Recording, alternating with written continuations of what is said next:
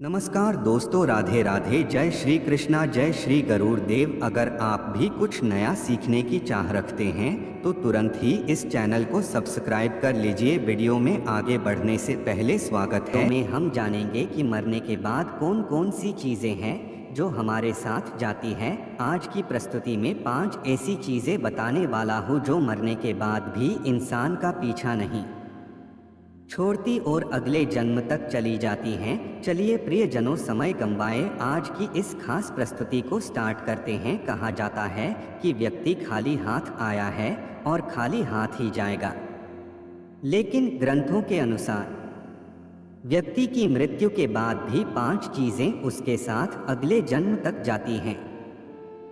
तो आइए जानते हैं मरने के बाद क्या साथ ले जाता है व्यक्ति। आपने अक्सर लोगों को कहते सुना होगा कि मृत्यु के बाद व्यक्ति के साथ कुछ नहीं जाता। जो भी उस व्यक्ति से जुड़ी भौतिक सुख की चीजें हैं वह सब यही रह जाती हैं। अगर पुराण, वेद और बाकी धर्म ग्रंथ को देखा जाए तो उनमें स्पष्ट बताया गया है कि व्यक्ति की मृत्यु के बाद भी कुछ चीजें उसके साथ अगले जन्म तक जाती हैं। कुछ चीजें ऐसी हैं जिनका भुगतान व्यक्ति के अगले जन्म में भी करना पड़ता है। तो आइए जानते हैं ऐसी कौन सी 5 चीजें हैं जो मरने के बाद भी व्यक्ति के साथ जाती हैं। नंबर 1, मृत्यु के बाद भी साथ जाता है ज्ञान। ज्ञान व्यक्ति को भीड़ में सबसे अलग करता है। ज्ञान के बल पर आप अपनी एक अलग पहचान और लोगों पर छाप छोड़ने में कामयाब रहते हैं। इसलिए अपनी मृत्यु से पहले पहले आप जितना ज्ञान ले लेंगे वह आपके बहुत काम आएगा। दरअसल ऐसी मान्यता है कि जीवित रहते हुए व्यक्ति जो गुण सीख लेता है वह उसके साथ मृत्यु के बाद भी जाते हैं। इसलिए अपना समय खुद को अच्छा ज्ञान और गुण सीख में व्यस्त करें। श्री गीता में भी इस बात का जिक्र किया गया है कि ज्ञान और दान कभी नष्ट नहीं होता है। नंबर 2, मृत्यु के बाद भी साथ जाता है कर्ज। धार्मिक ग्रंथों में बताया गया है कि कर्ज कभी भी व्यक्ति का पीछा नहीं छोड़ता। अगर किसी व्यक्ति ने आपका भला किया है तो उसका ये ऋण जैसा ही मौका मिले उतार देना चाहिए।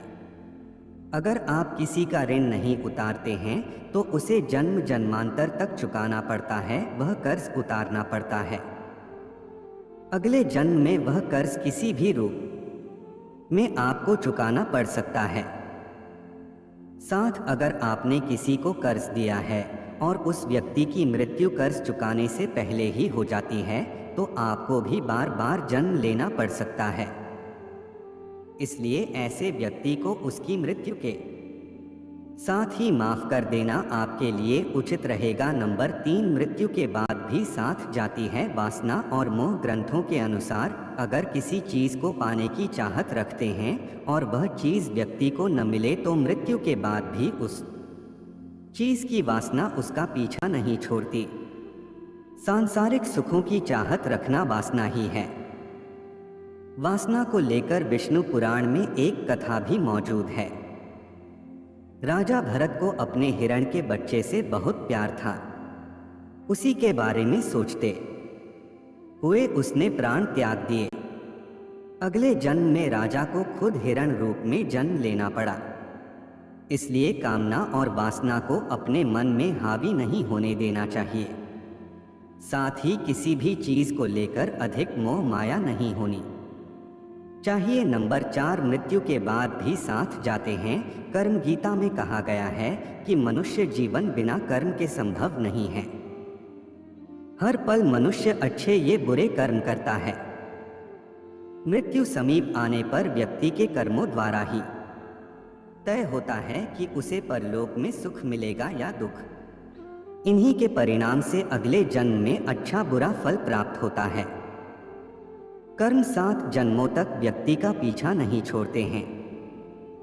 इसका एक उदाहरण महाभारत में भी मौजूद है। बाणों की शैया पर लेटे हुए भीष्म को भगवान कृष्ण से जब भीष्म वे पूछा कि मुझे ऐसी मृत्यु क्यों मिली तो भगवान कृष्ण ने उन्हें 7 जन्म पहले की घटना याद दिलाई। 7 जन्म पहले भीष्म ने एक अधमरे सांप को डोट उठाकर नागफनी के कांटों पर फेंक दिया था। कर्म मनुष्य का कभी पीछा नहीं छोड़ते। नंबर 5, मृत्यु के बाद भी साथ जाता है। पुण्य अपने अक्सर घर के बड़ों से सुना होगा कि दान और परोपकार कभी खाली नहीं जाता है। इसका जिक्र शास्त्रों में भी किया गया है। जीवन में अगर कोई अपरिचित व्यक्ति आपकी मदद करता है, इसका अर्थ है कि वह पिछले जन्म में आपके द्वारा किए गए दान और परोपकार को चुका रहा है। इसलिए दान पुण्य करते रहना चाहिए।